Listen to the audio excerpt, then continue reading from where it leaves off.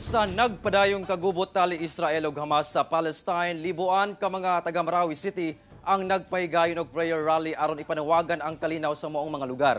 Samtang Zamboanga City LGU nagpahigayon og citywide candlelighting vigil aron maundang na ang kagubot. Ano ang report ni Krisa Dapitan? Nagkatapok ang libuan ka mga kaigsunang Muslim sa Marawi City aron ipahigayon ang usa ka prayer rally aron maundang na ang kagubot tali Israel ug Hamas. Kini sa pagpanguna sa One Bangsa movement sa pakig-alayon sa nagkalain-laing tulungaan sa syudad. Where is humanity?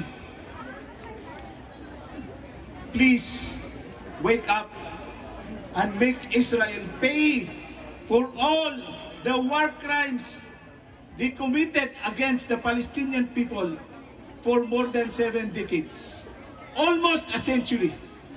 Gisalmutan kini sa nagkalain-laing mga sektor sama sa kabatanunan, non-government organizations ug civil society organizations. Panawagan namin na itigil na ang kaguluhan at lumayan na ang mga Palestinians sa war na ito. Sumala sa Armed Forces of the Philippines, andam ang Pilipinas nga mutabang sa mga Pilipino nga naipit sa gyera aron makauli sa nasud. As far as the Armed Forces of the Philippines is concerned, meron na tayong plano. We are ready. In case sabihin ng gobyerno natin, sa iutos ng ating Pangulo na i-repatriate natin yung mga Pilipino from Israel or from Egypt or from anywhere, mabalik ng Pilipinas, nakahanda po tayo.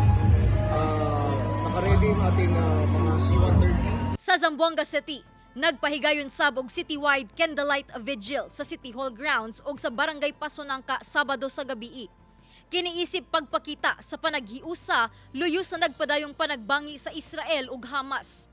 Dungan nga gidagkutan ang mga kandila nga nagsilbing mensahe sa paglaom nga mahunong na ang gyera.